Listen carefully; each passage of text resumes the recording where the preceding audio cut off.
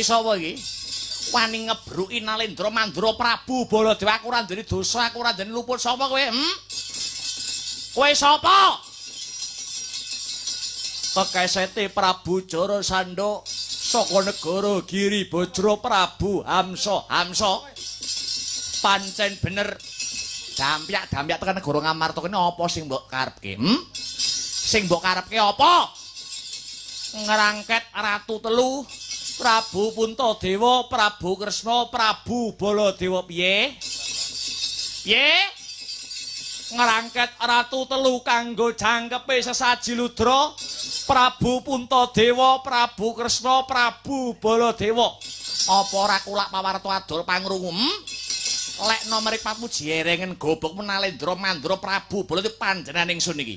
Ratu Mandura Prabu Baladewa Balarama Kakrasana Karsana Kusumawali kita.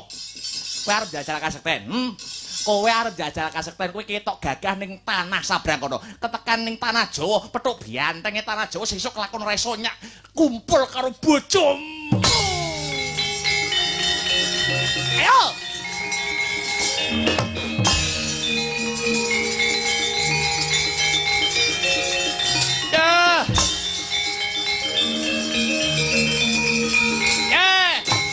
Kurang aman petat, kurang sekti beguru. Ampi aku udah rebutan menjangan mati. Saya mau bareng maju 100 bareng ambil. Ayo, sahabat wong tuamu aku wis kumul lagi ngerti wis. Ayo ketajan Prabu Baladewa. Ayo, sulah kowe.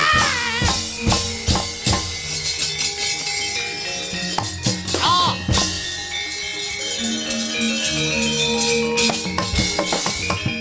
Hei seketop, ayo ngadep kene. Ah, ki apa iki? Iki apa? Pusaka Kyai Nenggala wis pirang-pirang nyawa sing diuntapake karo pusaka iki kelebu diapurmu. Kowe arep jajal kasekten nyoh nek enak tanduk.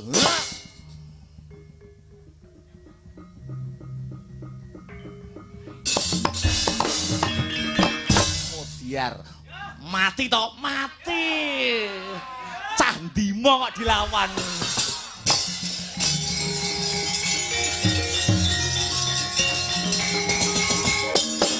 Tanggap arisang Dimbaka mulat kang Raka Prabu Hamsa jrebabah depane lemah dan lumpati kaping 3 urip neh Prabu Hamsa kaya wungu saka nendra.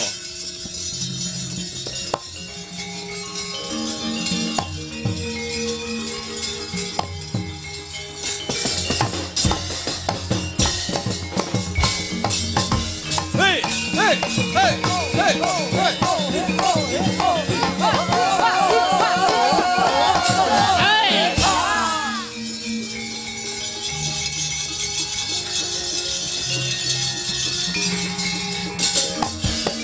Wis apa? Aku Dimbaka adine Hamsa. Kowe arep jajal kasekten nyusul masmu.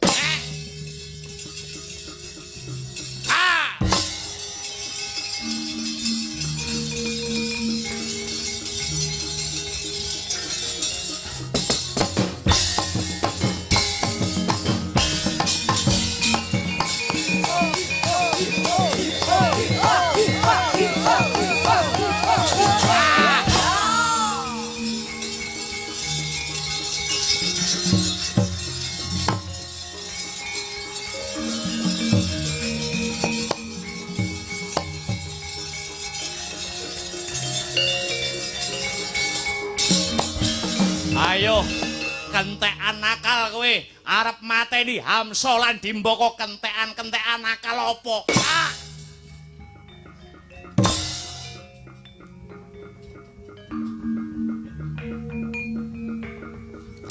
Ayo arep lumpati kowe. Mutar lur-lurne. Arep mbok lumpati tak nenggala sik. Baladewa ora kalah bengi iki pokoke.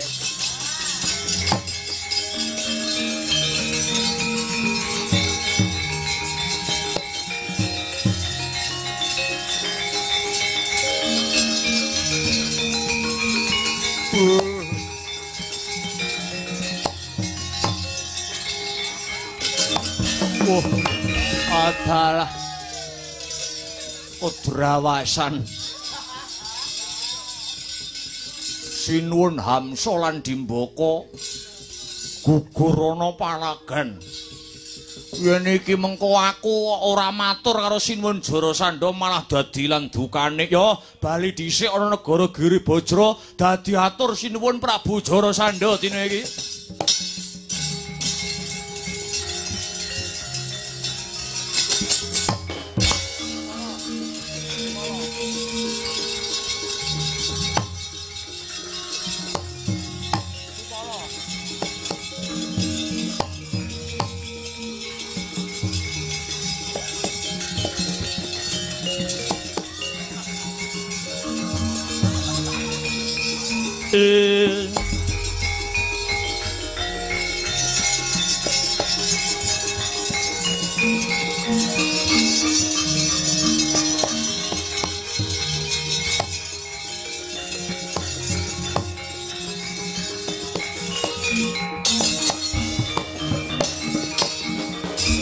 Monggo kantining tumuwuh salami mung awas eling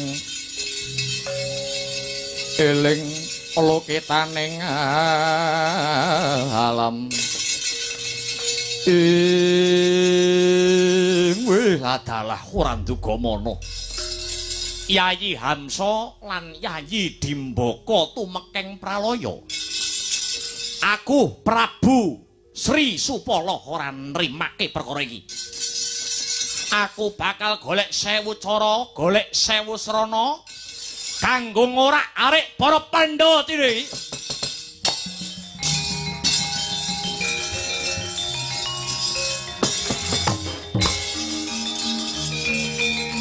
Ora mikir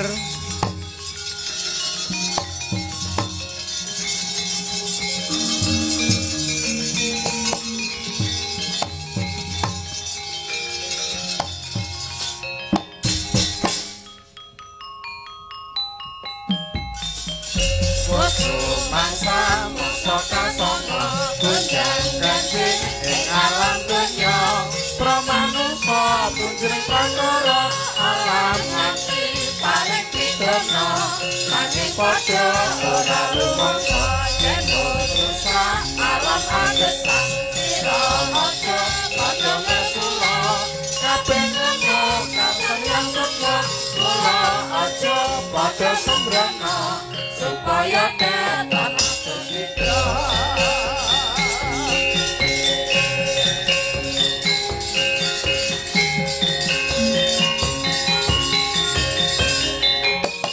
Dara, rene werku Dara.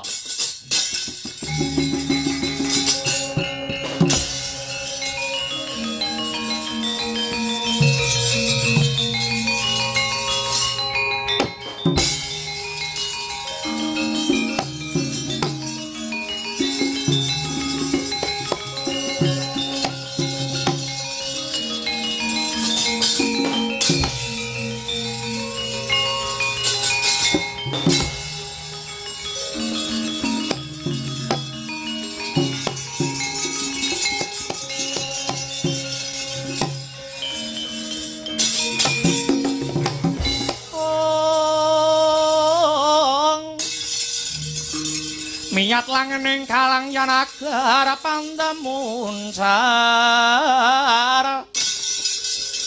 ong tinon lerek konang surem sorotetan padang kasor lan pajaring purnameng gegono pasare mangsa katiga ing Dara jlitheng resna kakangku ana apa kaipe kula wonten dawuh sanggane Pandhawa ora saya enteng ning malah sangsaya abot dina sakmengko ayo padha mbacutake laku minangka dadi dutaning adil ngadili handhek nista budi candala kang disarirani dening Ratu Giri Bajra Prabu Jarasandha jlitheng resna kakangku hangestokake dawuh ayo sebarengan lon-lonan lumaku Dimas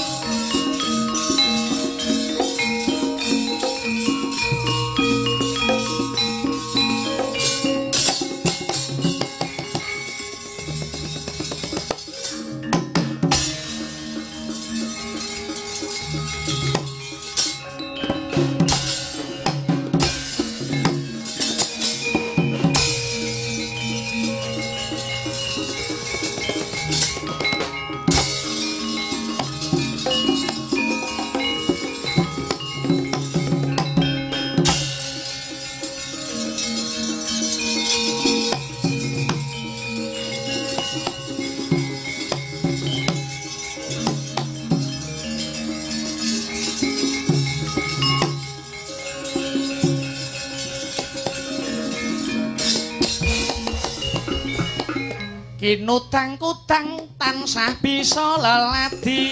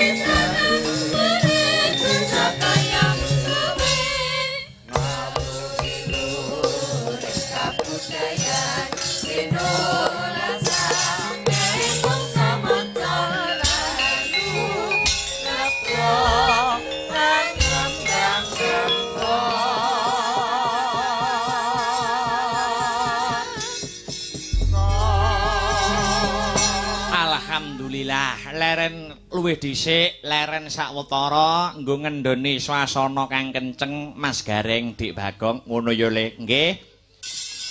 Selamat pagi Mas Gareng. Ya pagi Le Dik Petruk. Pagi Gong. Ya pagi Mas Petruk. Tetap semangat 45. Aja nganti kenduk. Leh dandan aja dikendhoni malah dikencengi. Oh ngono jumbuh kelawan swasana kang sarta kahanan bengi iki disumbutke karo para warga masyarakat ingkang lenggah ana ing dimong kang sarta panitiane anggone semangat nyugata aku Mas Gareng Dik Bagong anggone makarya bengi iki alhamdulillah wa syukurillah wiwit 9:30 nganti jam 2 tansah pinaringan lancar gangsar ora ana alangan sawiji apa ngono ya Dik Petruk nggih. Dasare para panitia suguh gupuh lungguh aruwe ora nguciwani ya patut diacungi jempol nadyan awake dhewe wong liya ewadene dirangkul padha dene kaya keluargane dhewe wong liya manjing dadi sedulur ora neh ora muka lho Mas Petruk apa meneh awake dhewe rene wis ping pindho iki heeh. Moga-moga pertemuan ini bukan pertemuan yang terakhir nanging bisa disambung ana ing pertemuan-pertemuan di tahun-tahun berikutnya. Amin amin ya rabbal alamin. Pancene sing disuwun kaya mangkono kok Dik Petruk. Mula semangate para warga masyarakat Dimong anggone kagungan kersa ya ta. Ya kuwi bersih desa kang sarta ngadani PHBN peringatan Hari Besar Nasional. Ulang tahun negarane awake dhewe Negara Kesatuan Republik Indonesia kang wis ngancik umur ke-80 tahun semangate aja nganti kendho awake dhewe nyambut gawene ya aja nganti lemes aja nganti kendho ngono dijumbuhke karo panitia para-para warga masyarakat wargogung kang ana Dimong anggone apresiasi tipe marang awake dhewe anggone nunggoni awake dhewe nyambut gawe nganti jam 2 iki ya. Alhamdulillah. Aja lali ngaturke panuwun mengucapkan terima kasih lho Mas Petruk. Nggih. Wong salwangsul kula ambali atur kula wonten ing ngajeng kula garis ngandhapi. Mboten wonten tembung ingkang langkung indah ingkang kedah kula ucapaken namung ucapan panuwun ingkang tanpa pepindhan. Terima kasih yang sangat banyak unjuk dumateng Bapak Kepala Desa Dimong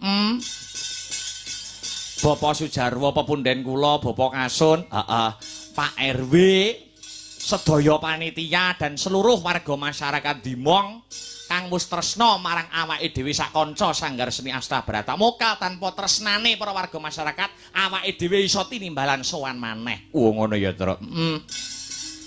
Iki isih kepareng lumayan sing mirsani ana ing lokasi. Ternyatane ya wong nonton wayang kuwi niate maneka warna, niate wong nonton wayang kuwi majemuk. Ana wong nonton mirsani wayang kuwi nonton alur cerita utawa sanggite lakone. Heeh. Ana sing mung kepengin golek bakul, golek rame. Heeh. Golek keramaian jajan. Heeh. Ana sing mung kepengin ngrungokke tetembangane. Ayo. Majemuk. Mula awake dhewe selaku pelaku seni bisa sak bisa kudu bisa ngladeni apa sing dadi kersane para warga masyarakat sak bisa-bisa klungsu-klungsu nderek udu. Oh ngono ya rek. Ki uga akeh sing WhatsApp. Oh ngono. Salam. Diwaca siji baka siji Mas Petro. Ayo. Iki ana. Saka-sapa ngosik. Assalamualaikum warahmatullahi wabarakatuh. Menika wilujeng enjing. Mugi asta brata anggenipun makarya, selamat lancar anggenipun gelar pakliran wonten tlatah Babatan, Dimong, Madiun sedaya kaberkahan saking Allah taala. Saking Nganjuk tetep memantau menawi diparingi nyuwun lagu Lintang Asmara kagem sedulur FMA saking kula Bapak Lasiman. Matur suwun. Ana meneh. Monitor Mas Dalang. Ayo. Saking Bapak Waris Sugiono. Bapak Waris Sugiono. Ki go selalu setia memonitor awake dhewe sak kanca. Oh ngono. Iya. Ya ana meneh. Sugeng dalu, sugeng rawuh lan remen saking matur suwun saking tampun kula dadi gendhek Mas pinter. Iso ka sapa plon? Oh Pak RT. Ayo. Monggo dipinangkani. Ya oke, ya saiki sing alus-alus dhisik. Ya. Mau sinden Astabrata durung nembang wiwit sore. Nang di sore dintekke Mbak Rika. Ayo. Saiki sak tembang sik engko gek ngaturi Mas Mio to sih to? Luar biasa kok. Suwe ora cethuk. Ya.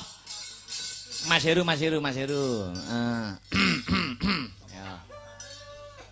Ya. Pelok barang Mas. Ya. Mardika apa? Ya.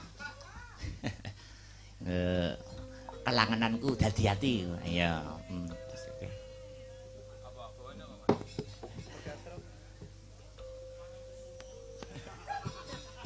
Kiraku kuwi. Oke. Ya. Iya. Kiraku kawetan citra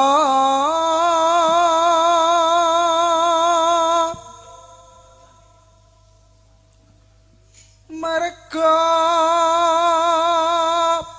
suwe hangan teni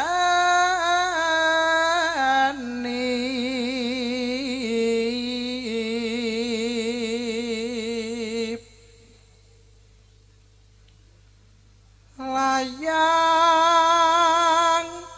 kinamama ruta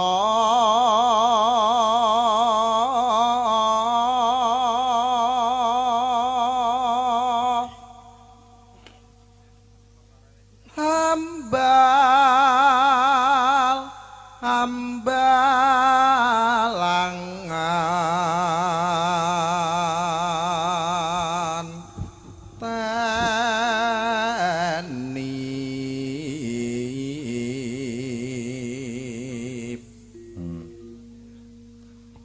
wasuwe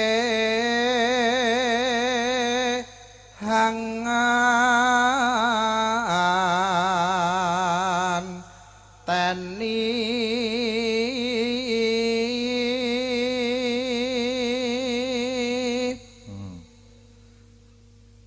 rasaku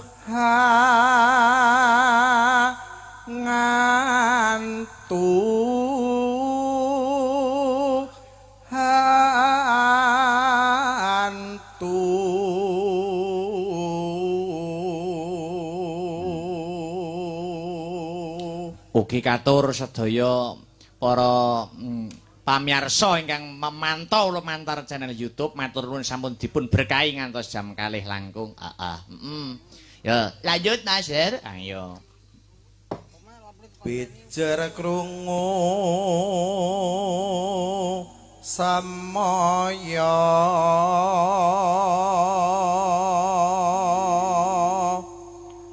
eling yen taan tani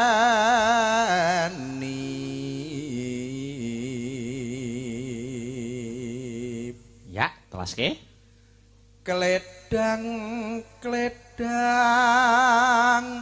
lakae bocahe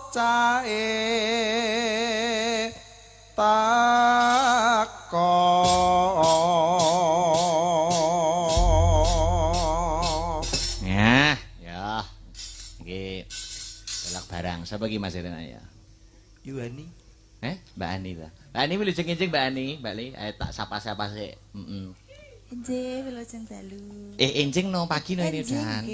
Ya, selamat pagi. Selamat pagi. Pi dalem saking pundi Hara? Kula saking Caruban. Carubanipun pundi Hara? Pilang kenceng. Pun pirsa? Gunge. Ya, pilang kenceng nggih. Satu kali ini nggih bertemu dengan saya. Perdana menika. Ampun kapok lho nggih. Boten. Nggih, kula nderek ajar, nderek tambah pengalaman. Ayo, monggo Mbak, apa ki? Sing pelok barang dadi ati kena. Nggih, tak anteni mawon nggih. Oh, tak anteni. Ya, monggo. Mbak Hani nggih asmane. Nggih. Yo, Mbak Ani coba kaya ngapa? Buka celuk, Mbak. Yo.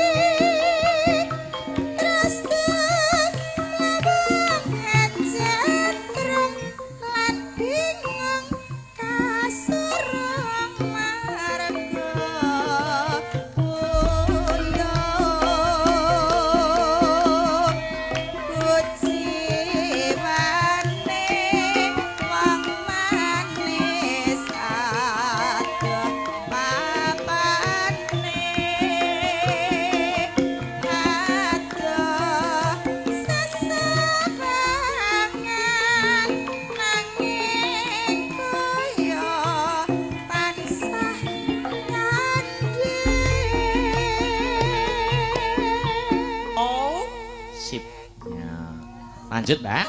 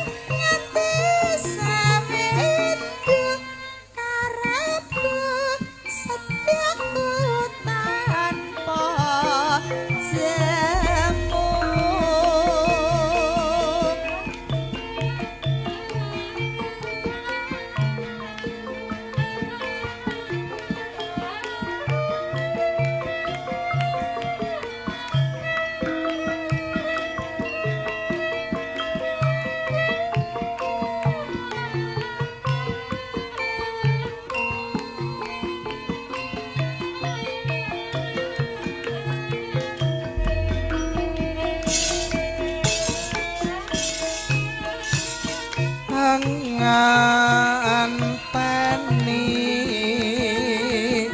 timbuling sela langkeng silame prau gabus meh wae rasaku arepmu pos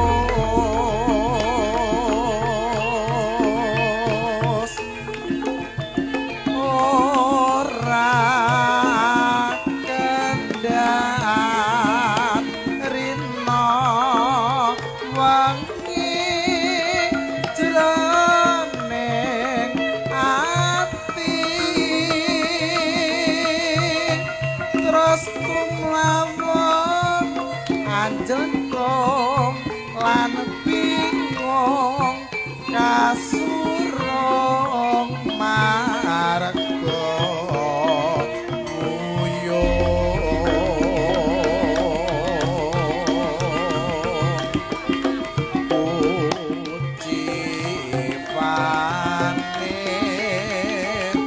wong manis aduh papane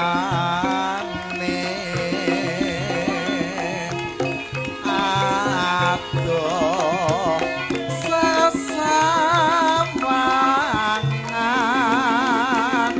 nanging koyo tansah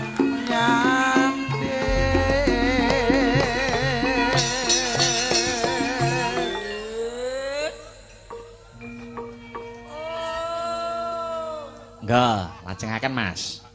tak anteni kapan rasaku wis sarju nadyan nganti sawindu karepku satyaku tanpa jamu.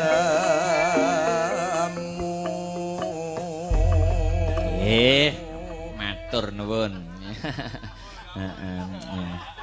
Mas Mio kene Mas Mio. Wah, aku lagi ngrungokke suarane Pak Sipan ayem. Ayem. Iki selain ngentong iki enek tugas lainnya lho, Nduk. Apa? Apa ki nyuruh ngelep nek pas mogok. Bani ya. Mas Mio mriki Mas Mio. Iya. Wah, jan luar biasa kok.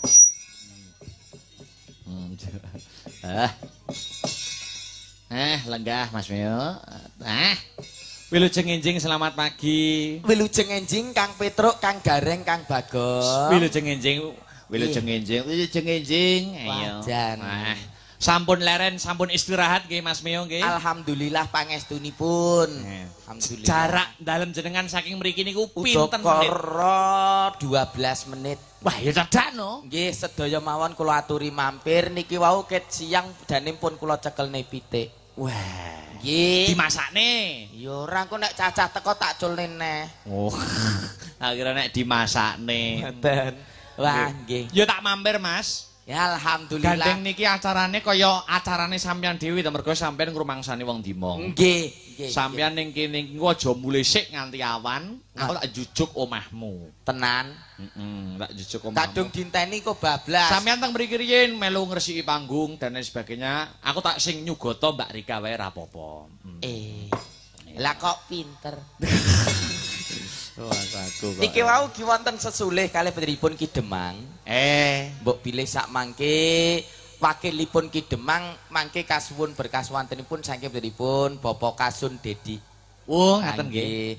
Ugi ngaturaken selamat katur Ki Demang badhe haji menika. Oh, ngaten nggih. Nggih, Alhamdulillah. alhamdulillah mugi-mugi dados haji ingkang mabrur. Mabrur. Dados haji ingkang mabrur. Amin. Amin ya rabbal alamin. Ki Pak Sujono tasih mirunggan Pak Sujono, Mbah Tanjung. Alhamdulillah. Wah, jan. Kang Petruk, Kang Gareng, Kang Bagong. Kados pundi? Mono Kados suka pundi? kala wau sonten lelagon dereng pepek anggenipun atur libur. Heeh. Kalajeng wekdal goro-goro. Betul. Gong plastikipun dereng sempet kedudul. Ayo. Nggih, eman-eman disigrakne nggih. Digrake. Sobi sepotipun kanca-kanca gong plastik sing sigrak napa Mas? Kagem kalih cek sound. Oh iya. Nah, matur thank you juga dulur-dulur HR Audio Suwira Petuk wajan guyang guyu. Nggih ngaten niku. Guya, guyu sewalah ora guyu. Iya. HR. Pokoknya sepenting senyum Dendi. Tenang anu gak kaceke sithik Mas, antarane senyum karo gendeng. Nggih. Oke yo anu pes ning ngomajukno peh ngoperatori karo jejere karo gendakane. Atake ning andinge yu tumpuk. Operatori ya gendaan aja. Menika 1 2 3 4 5 6 gawan kotak saking Asta Brata Group. Kawiwitan saking pundi kalangkung rumiyin. Reva dereke sepote kadang-kadang Asta Brata musik.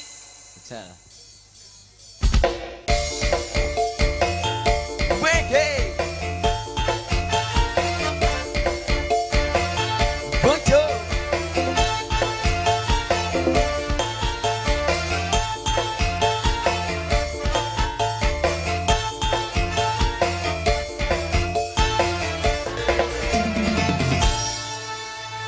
good enjing nok wong ayu. Adi jeglekne sik. Nggih, good enjing. Ya, good enjing pun dangu Kang Petruk, Kang Gareng, Kang Bagong. Pripun? Wilujeng enjing Mbak Reva. Nggih, wilujeng enjing Mas Akbar. Dalem panjenengan nggih ngawi nggih. Nggih, kula ngawi. Lho, ngawi? Nggih niku. Ngawine ndi, Nduk? Mboten mesti. Ya, kuwi lho. Sik. Yo, kuwi lho rungokno. Ngawi. Ngawine ora mesti. Nggih. Lah kok Kadang gak mesti ki? Dong-dong ning ndi? Lah kadang yo nguyoh, kadang yo ning Tegalan, kadang yo ning Oh, kadang yo ning Tegalan, kadang yo nguyoh ngono. no. Anu wis eneng sing nyawiki urung, Nduk. Pancen bocah ketok ayu ning sampel. Anu, Mbak Reva sak menika kelas pinten to? Kula dereng patek mendalami tentang jenengan, dereng patek kenal. Ampun didalami mungkin ndak baper. Boten, kula katen ada pepatah mengatakan tak Nggih. kenal maka tak sayang. Oke. Kula nembe lulus SMK niki Mas Akbar. Ngene iki lho seneng kuwi nek Masuk, Raja. Nek seneng kuwi nek Ibra gitu. Anggerane anyaran. Baru lulus SMK. Nggih. SMK niku berarti kejuruan SMK ini apa SMK? SMK Negeri 2 Ngawi. Oh. Jurusanipun menapa? Tata Busana. Oh, luar biasa. Pantes kewes luwes anggenipun ngerasuk busana. Lah bareng adikku beda Kang Petruk. Dos pundi Nggih Mas? teng SMK riyen. Jurusan apa? Nggih dalu niku mendet komputer, enjinge kecekel. Kuwi maling kuwi. Itu. Mbak Reva niki anu nggih. Keluarga seni nggih. Kadose lho. Nggih. Eh. Pas datang.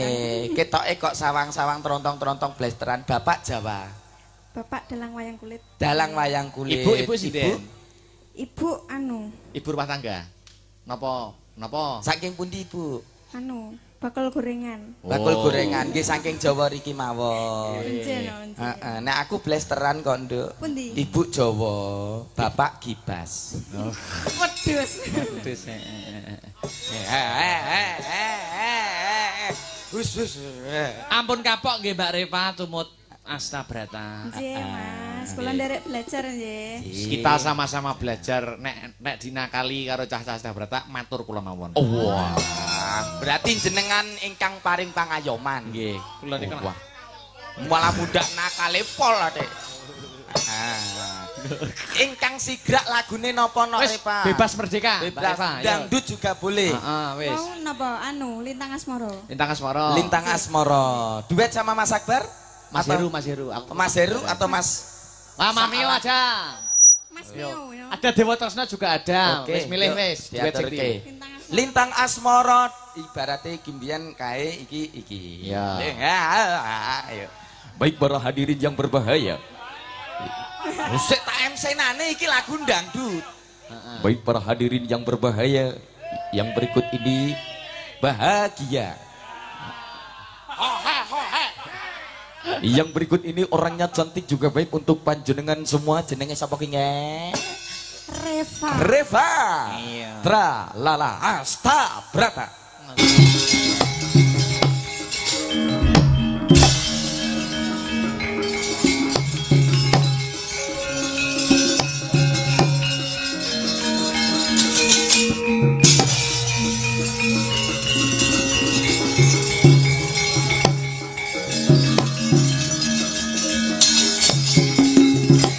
Nata Kresna lan angandika Duh Yayi Prabu Haywa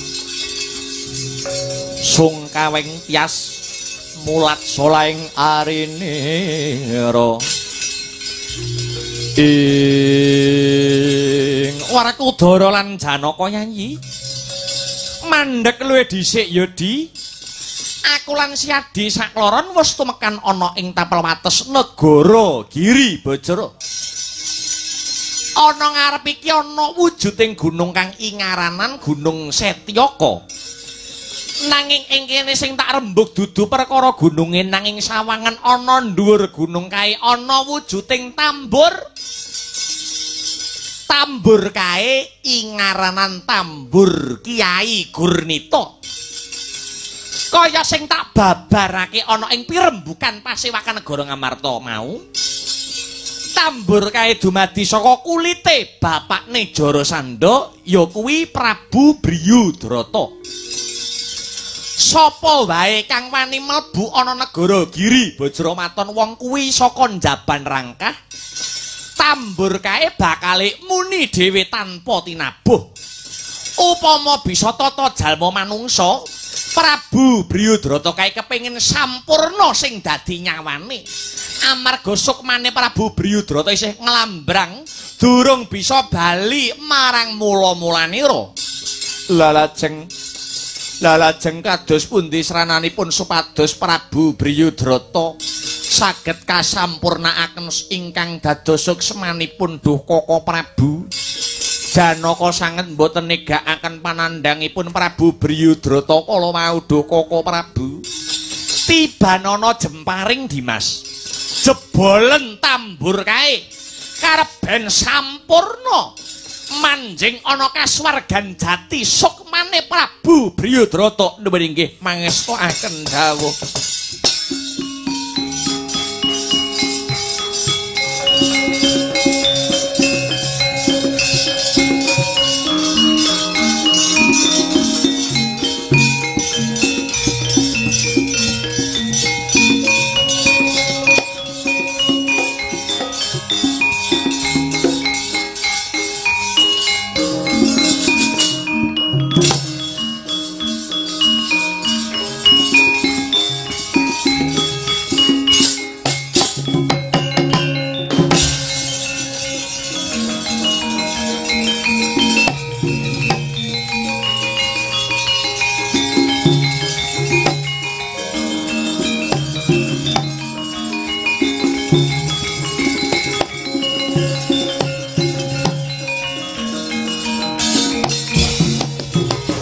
Prabu Kresna, Raden Bima lan Raden Janaka banget panuwun kula pranyata paduka pepetinganipun satriya awit saged ngentas panandhang kula panandhangipun Briyudrata babakan katentremaning bawana kula titip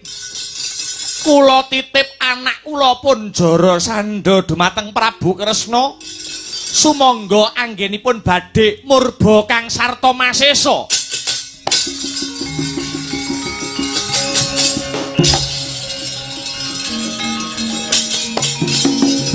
Mulat mara Sang Harjana esmunira kamanungsan kasarepan tingkaing mungsuh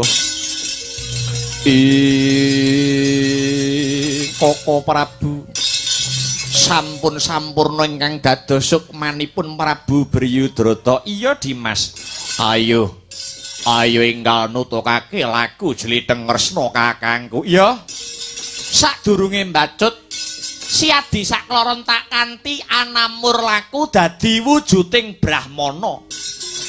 Amarga sakwengis-wengise Jarasandha saelek-eleke Jarasandha isih ana becike ya kuwi ngajeni marang sipating Brahmana utawa pandita. Pun kakang bakal saling tenger ya kuwi peparab Begawan Kesawa. Aku uga salin jeneng peparab Begawan Jayalaga. Kula salin tenger nuringgih peparab Begawan Kumbang ali-ali bagus. Ayo enggal lon-lonan lumaku Dimas. Sikra kang pala tumingel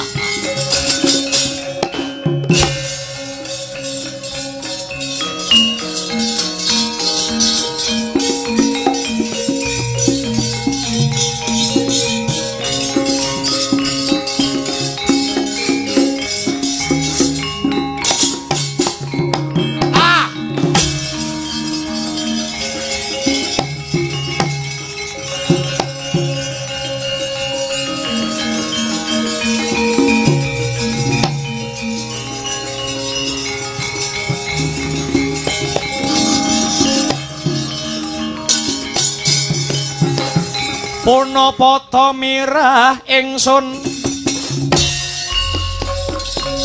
prihatin waspagung mijil tuhu dahat tanpa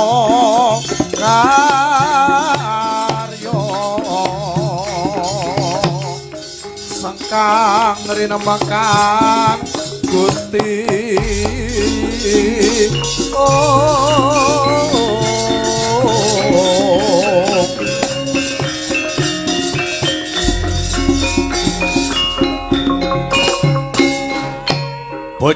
Bojleng iblis laknat padha jek-jekan kece wali kece sadat setan wali kobra.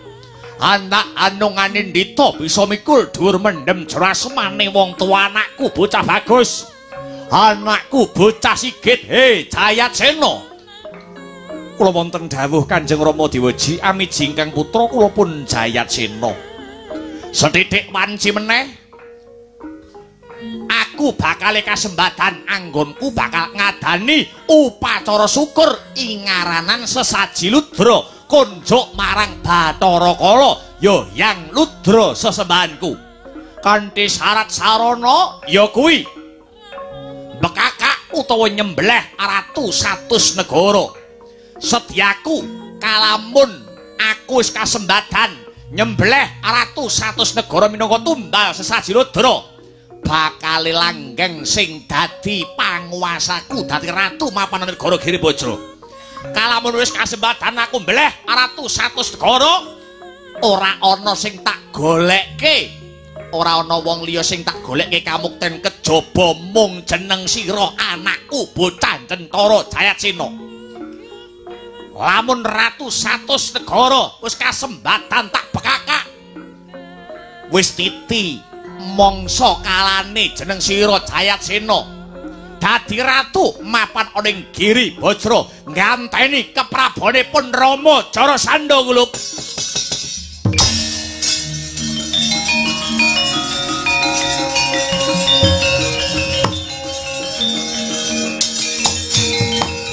Agat ori sangapi rangu ori nangkul kinempit kehempit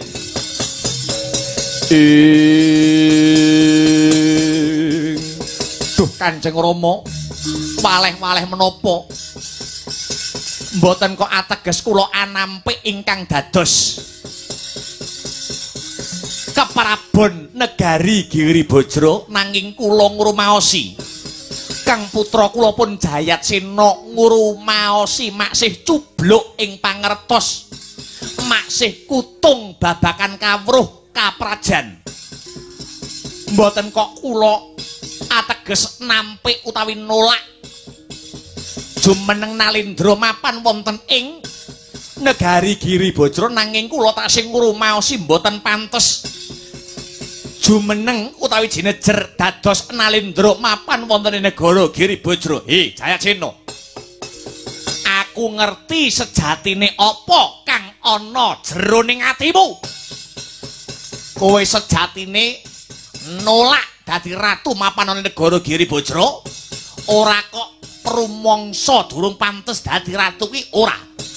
Nanging sejatine kowe ora sarujuk, kowe ora condong, kowe ora rumajang yen to bapakmu bakal ngenekake wujute sesaji ludra. Ngono apa ora? Kowe ora sarujuk karo bapakmu anggone duwe gegayuhan bakal ngenekake upatara syukur mring Bathara Kala sesembahane bapakmu kanthi cara aku bakal nyembelih ratu 100 negara. He Jayatsena, kalamun kowe ora condong, lamun kowe ora rumajang, bapakmu ngenekake wujuding sesaji ludra, ora ana paedahe kowe dadi anake Jarasandha. Minggato tekan negara Giri Bajra kene. Waduh, mati aku. Lihat. Sinuwun kula ingkang sowan sinuwun. Oh.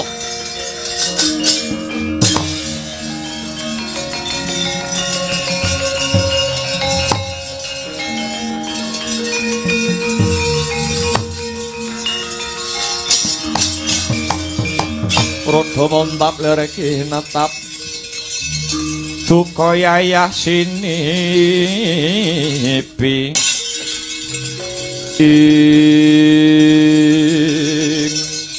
leweran keringetmu kerenggosan napasmu togok melayu-melayu gawe kaget ana apa waduh unjuk uninga sinuwun sajroning perang gegempuran Prabu Hamsa dalah Prabu Dimbaka dipun pejahi kalian Ratu Mandura Prabu Baladewa iblis lalat.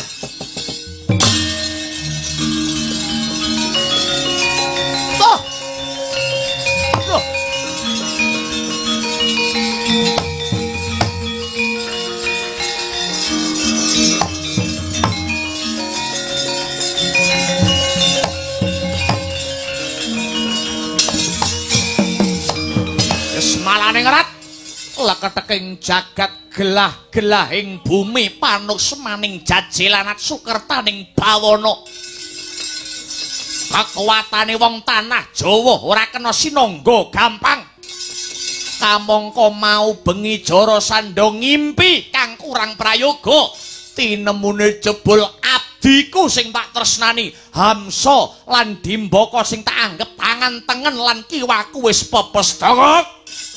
Kula wonten dawuh sinuwun Prabu Jarasandha goleka juru nujum, goleka sipating brahmana, goleka sipating pandhita. Juru nujum sak negara Giri Bajra klumpukke hadepke Jarasandha sendika.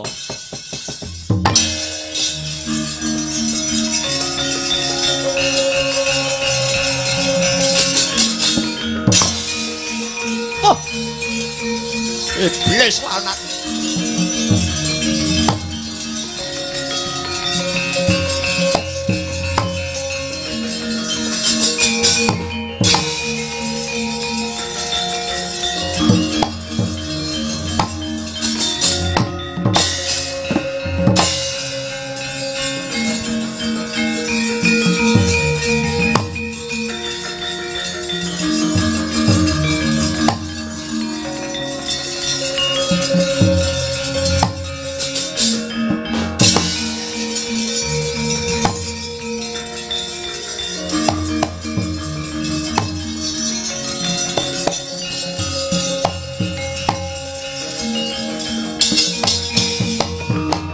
Pandita Akarya wangsit pindha kumbang ajab ing tawang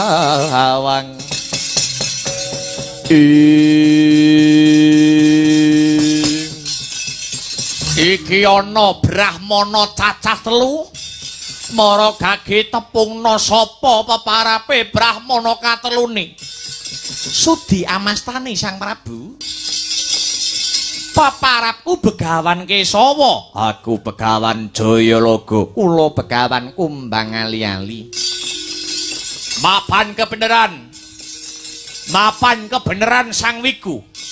Jara Sandha bubar wae nyupena utawa ngimpi mbok menawa kraton negara Giri Bajra kene ketaman wujute banjir bandang. Banjir bandang iki anjalari wit waringin sakembaran rungkat saka oyote. Kira-kira pasupenan utawa pangimpenku iki mengko surasa sing kepriye mara gage jlentehna tanpa rasa rigo kang sarta pekewo. Brahmana. Sumurupa Sang Prabu. Banjir bandang mengku werdi bebaya. Waringin sakembaran kang ambruk mratelakake adeking Nalendra. Mila Sang Prabu mumpung dereng kedlarung monggo kula kanthi manembah manunggu puja mring purbaning Kang Kawasa nyuwun sewu paduka Sang Prabu ingkang badhe ngadani wujudipun sesaji ludra nyembelih ratu cacah 100 negara. Kula aturi murungaken, kula aturi batalaken. Nanging menawi paduka mboten purun murungaken, awit menapa Sang Prabu awit sedaya gegayuhan paduka ngawontenaken sesaji ludra kala wau mboten badhe kasembadan. Nanging sisip sembire luput katuranggane malah ngelak mangsa bujung wanci rubuhing kawibawan paduka dados ratu mapan wonten ing negari Giri Bajra mriki setan alas wis.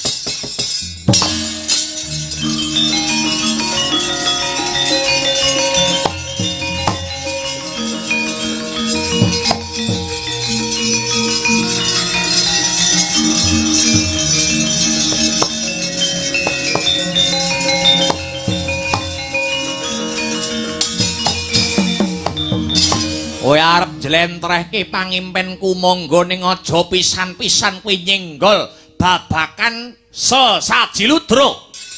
Merga kuwi kapercayanku, merga kuwi kapitayanku. Tresmak bathok mata mlorok ora ndedelok. Jebul yen mungu gemi kapercayanmu babar pisan ora nglandhepke kawaskitanmu. Jara Sandha.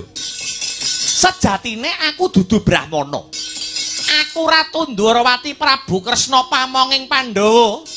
Dene ana mburiku iki panenggak Pandhawa Werkudara lan panengah Pandhawa si Arjuna. Ayo, arep apa kowe? Etyan! Etyan!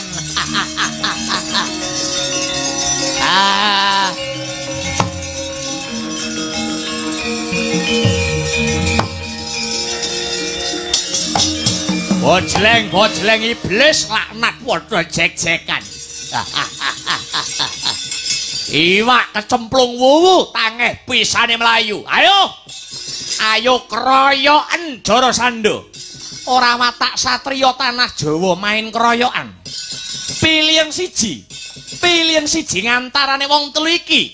Sing gedhe dhuwur kon ngadepi aku, Werkudara kowe sing dipilih Yai. Metu tak blingkate nyawane.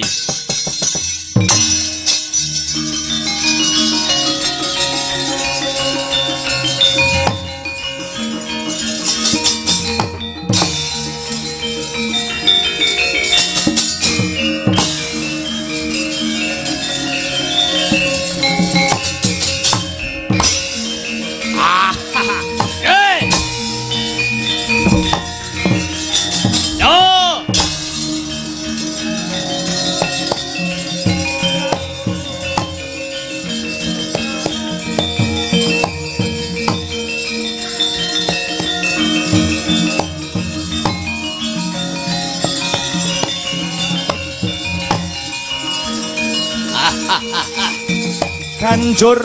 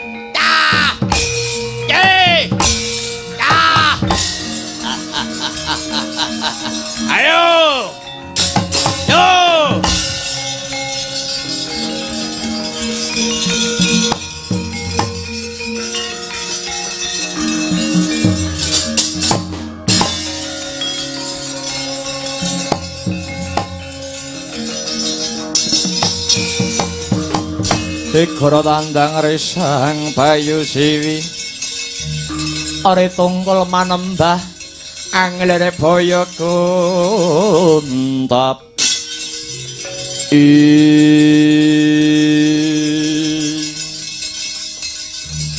kok kalah ora kalah lah kok mundur leren wah Joro Sando sekti tenan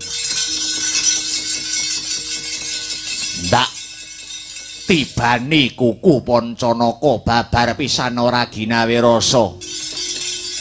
Lak tibani aji Bandung Bondowasa labak pengantol-antol babar pisan uga ora ginawe rasa. Kowe iki nek enek wong cerita ning jejer mriki ngrungokno to. Aja kok malah turu.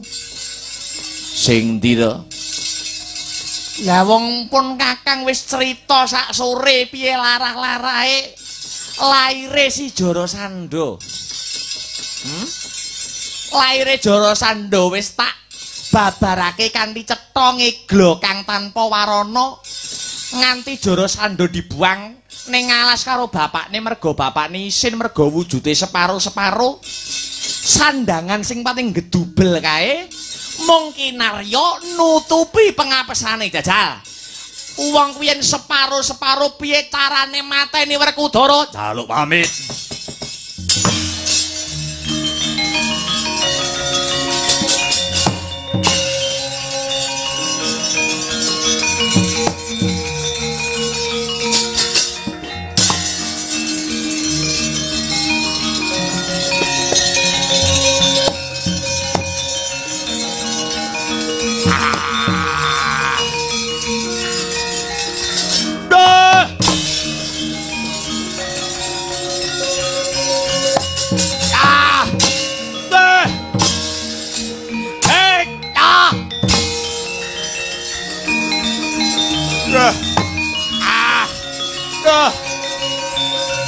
Lapake aku.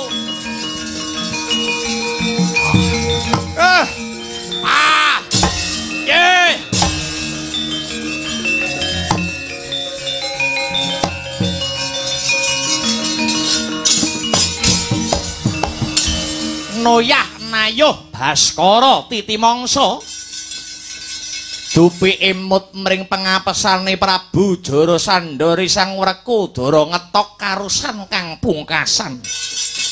Ya kadengkek sakayange Jarasandha dadi loro dadi lan patine sirna sang angkara murka.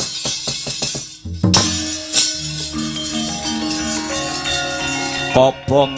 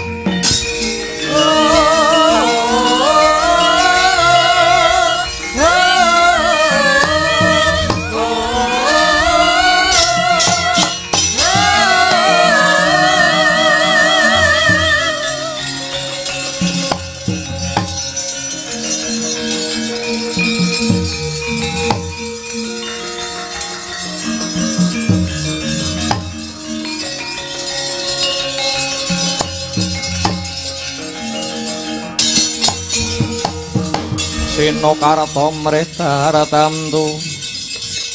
tamtuning utama titi ing sagugure Jarasandha ana nom-noman kang sumusul nyedhaki kunarepane si Jarasandha. Kowe sapa ki sanak? Kula putranipun Prabu Jarasandha nami kula pun Jayatsena sinuwun. Kowe apa arep belani patine wong tuamu? Babar pisan mboten. Kados sampun sakterpipun Kanjeng Rama Prabu Jarasandha nampi karma ingkang kados mekaten. Sayektosipun sampun boten kirang-kirang anggen kula suka pemut.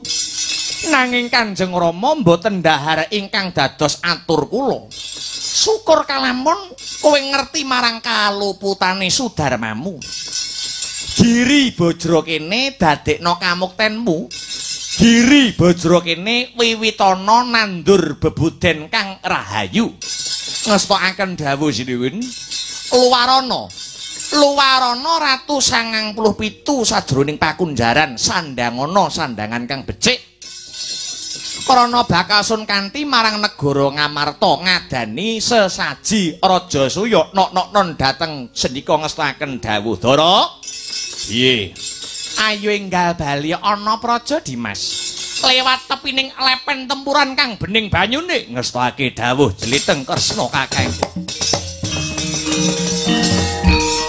Tumaleng sing kuning sakune Panjani wansine wos kakependra Lintang panjerino mentara keranaja Ketojen melayu kumandang panjaya Kumbang siji cekuling Jagune kuruk rame amaluni Panjani wansine wos kakependra Lintang panjerino mentara keranaja Ketojen melayu kumandang panjaya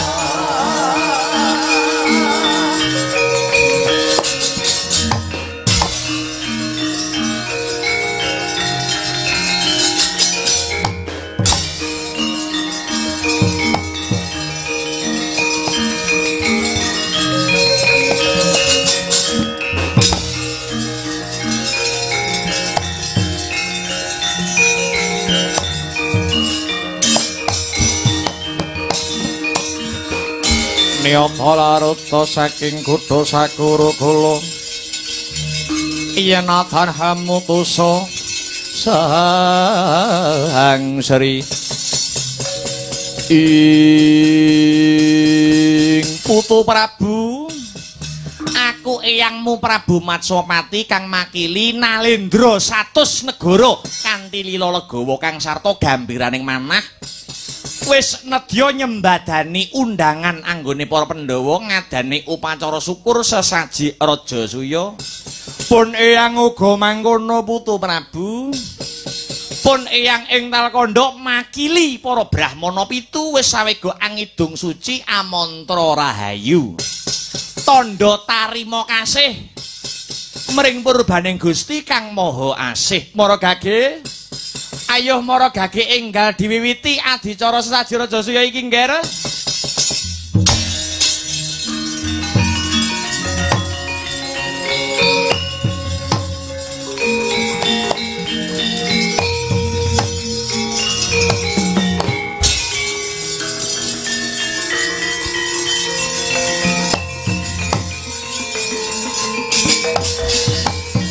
Purwa Madya Wasana Delising kandha ring kesing carita sesaji Raja Suya sampun kaleksanan. Pramila saking menika dulur Pandhawa dipun sekseni sesarengan nggih. Sampun kasempatan ngadani sesaji Raja Suya rak nggih ngaten. Kanthi wontenipun sesaji Raja Suya Prabu Puntadewa pinaringan gelar Ratu Samrat dene Prabu Kresna pinaringan gelar Pamong Agung Geger Jawi.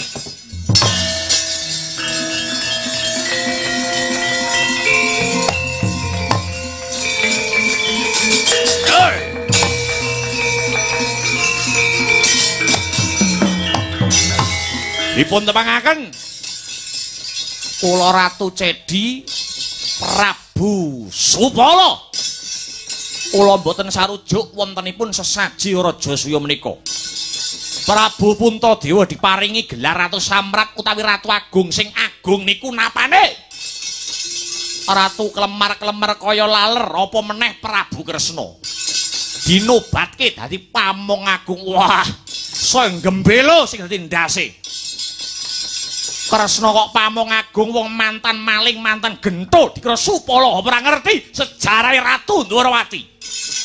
Begal rampok kecu titir kidul Narayana, titir lor malinge ya Narayana. Kaya ngono kok Pamong Agung. Yen aku kon ngajeni Kresna Supala kabotan. Ning yen kon ngidyak-idyak ndase Ratu Ndwarawati, tak warai carane.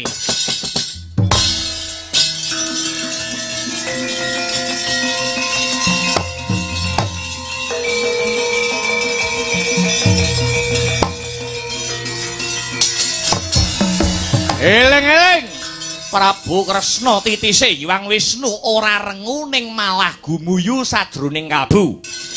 Mireng sumbare Sang Supala. Esemelati Ratu Ndwarawati mahanane murup ponang jojo. Dadak sakala Kyai Cakra Baskara ingkang mubeng seser dasare sak klopo gedene. Medal saking telenging jojo. Sigra lumayang ngener marang janggane Sang Supala amung sak gebyaring tatit ponang Cakra wis mungkasi gesange Sang Supala. Katingal tugel tel sirah gumlundung aring drambah.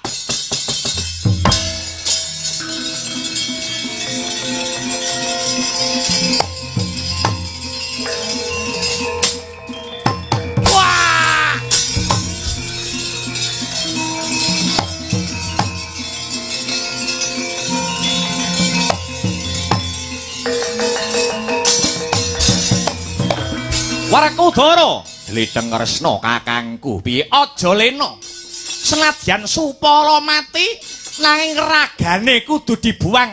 Aja mapan ana ing negara Ngamarta kene. Sisip sembire luput katuranggane. Iki mengko bakal mbledhos ngobong negara Ngamarta. Buangen batange Supala ya.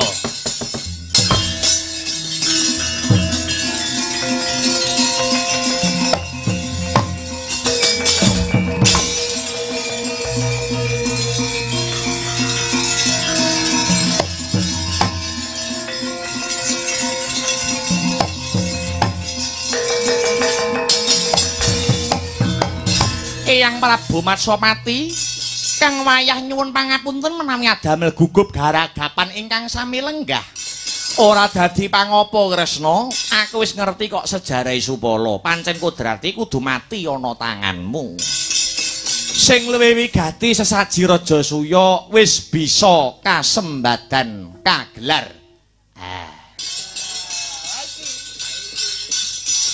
Nggih, kula Semar nggih tumut nyekseni. Sing becik dadi patuladan, sing ala katuta barat lesus.